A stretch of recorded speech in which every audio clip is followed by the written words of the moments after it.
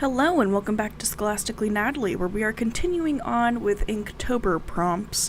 This is the Woodland Magic by SmallTownSpells prompt list. As you know, I'm kind of doing these randomly and with zero regard for the month of October. And I thought it would be fun to just combine some drawings and use those as prompts for some writing. And prompt number 6 is Beetles. In case you don't know, I really hate bugs. They make me feel kind of unclean and grossed out, and once I see them I can't stop thinking about them. So I can say I did solve that by getting one of those catchy bug things where it pretends to be a human with LED light and stuff, and sucks it in and sticks it to a sticky mat for gnats and things. Can say that has been an excellent purchase. Makes me feel a lot more happy in my own apartment, because otherwise I would be stressed. Just because, it's the time of year where they like to follow you indoors. Anyways, I didn't think a lot about this while I was writing it. It took me a few tries to get this beetle down, because... Oh no. Sorry, I'm yawning again. It took me a couple tries to get the beetle down how I wanted it to look, because I was trying not to draw something gross, but also trying to draw something that looked kind of like a beetle. And as we know, I am not an accomplished artist, and so these are the best things you're getting from me. Which means I put effort into them, but not as much effort as I probably should. Make sense? So, yeah, I was kind of trying to go for a prompt. I don't know, I really liked the idea of people using beetles to pull wagons, and I can't decide if this is a la fairies, in which they're tiny people using regular-sized beetles, or if this is more Feywild, in which it's regular-sized people using giant beetles. And that's the real question. The carriage driver was not known for being kind. He was, in fact, rather brusque and hard to pin down for any sort of conversation besides direct hire. He was an elusive man, only really in contact with a few elite businesses, and ignored everyone else that approached him, unless it regarded money.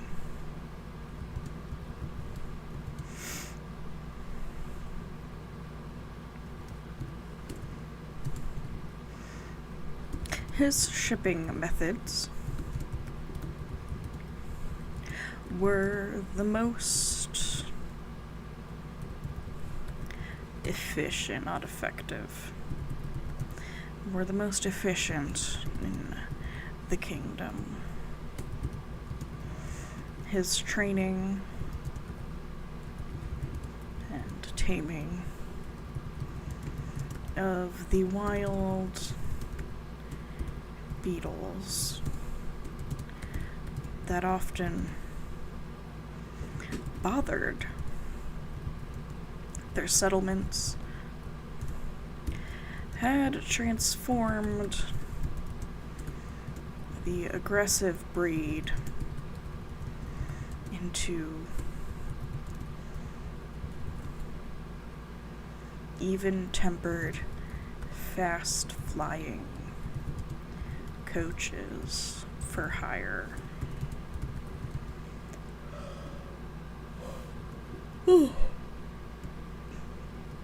Sorry, I took my melatonin so I could go to bed on time and foolishly did not think that through.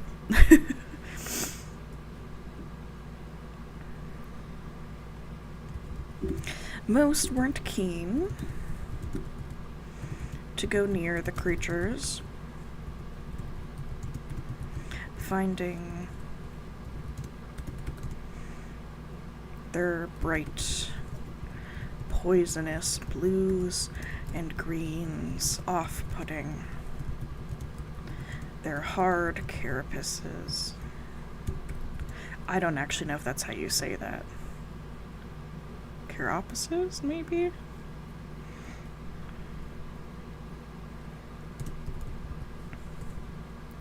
Shining jewels to warn away any interested predators.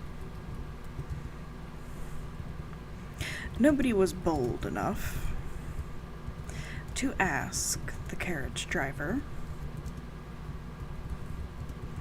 if his beetles were truly deadly.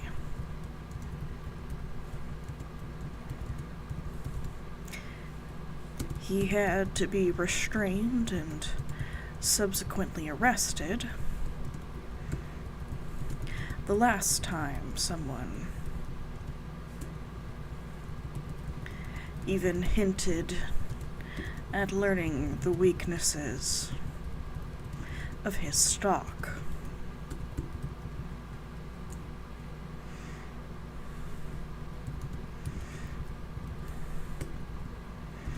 The man himself could not be missed, could not be mistaken as another, even at a distance. His tall height, far eclipsing the other, was one such trait that would not let him be ignored.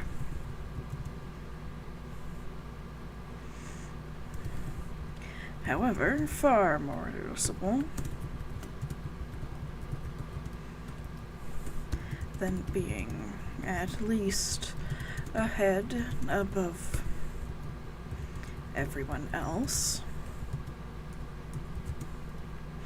was his alarmingly bright blue hair. It was often debated, when the man wasn't around,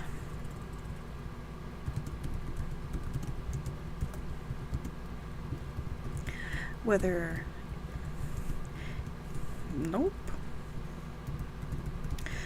it was natural or if he had dyed it to better fit in with his blindingly bright insects. His outfit did nothing to hide him either. He wore poisonous green clothes, enough that he almost glittered in direct sunlight. If it was an important business meeting,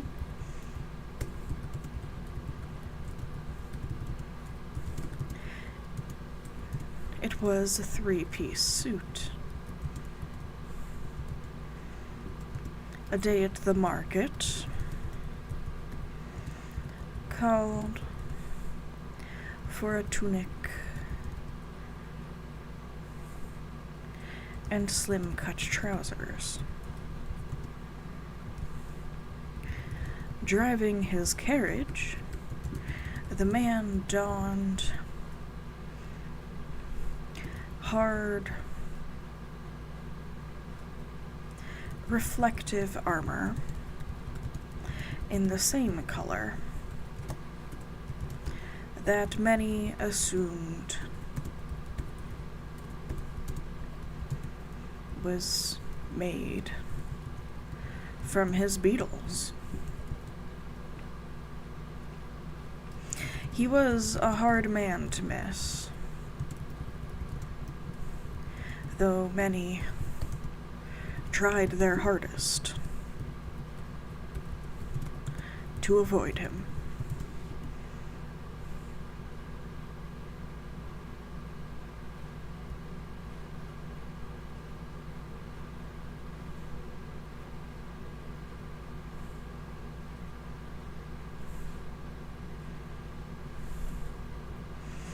Let's see, that doesn't make sense. In such a color that many assumed it. Yeah, there we go, that's better.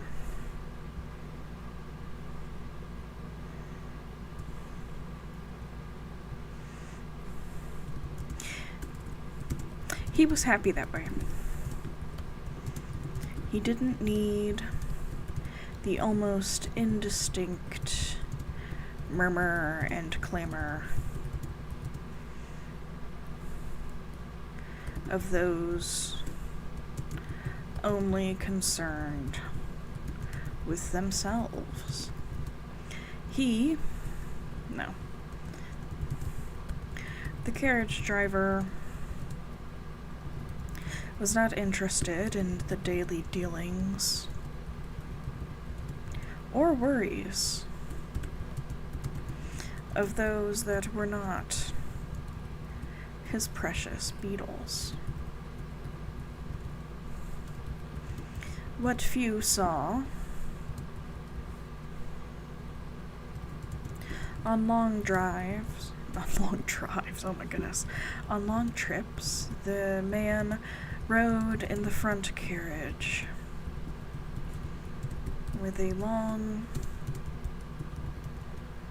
gold spyglass, there we go. Gold spyglass clutched tightly in his right hand,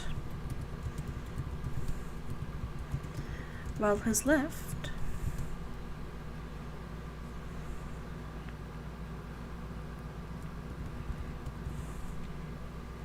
held a mirror, flashing bright glimpses of sun to communicate, just like his brethren. He didn't need to talk to humans. He talked to the beetles. He rubbed and tapped on his armor and buzzed right alongside them.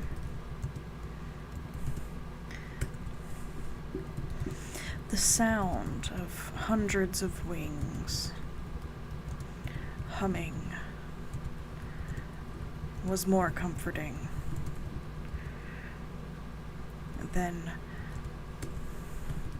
quiet whispers in the common tongue. He didn't need those with only 2 legs and no wings. When the beetles were more than, not the beetles, we've already said the beetles once. When the insects were more than enough company. Is that actually how you're supposed to spell beetles? Oops. Sorry for that. No, okay, that is, I am spelling this right.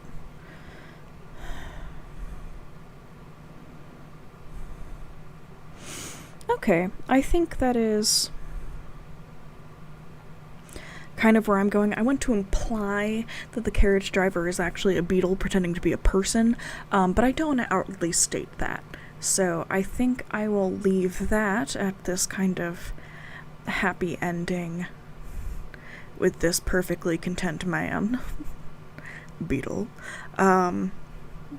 And again, sorry for the kind of late, kind of awkward timing videos. I guess we're gonna just have a double upload today on Friday. If you didn't see it, I uploaded a journal prompt video at like 11 o'clock at night.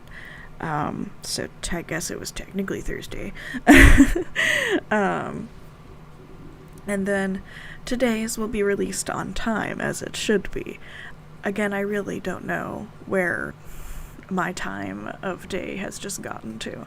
Oh, and if anybody has any good suggestions to get a hair dye off of showers, I might have been accidentally dyeing the inside of my shower.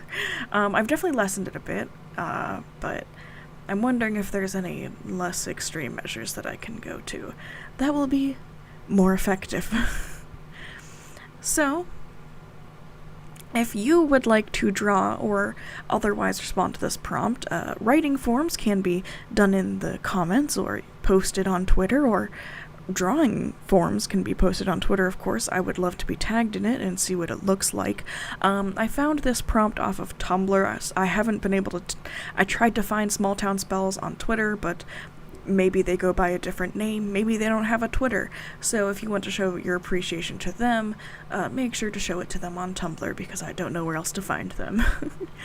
Anyways, thank you for watching. I hope this was at the very least mildly entertaining. And I hope you all have a wonderful weekend. And I will see you guys in the next one. Scholastically Natalie is out.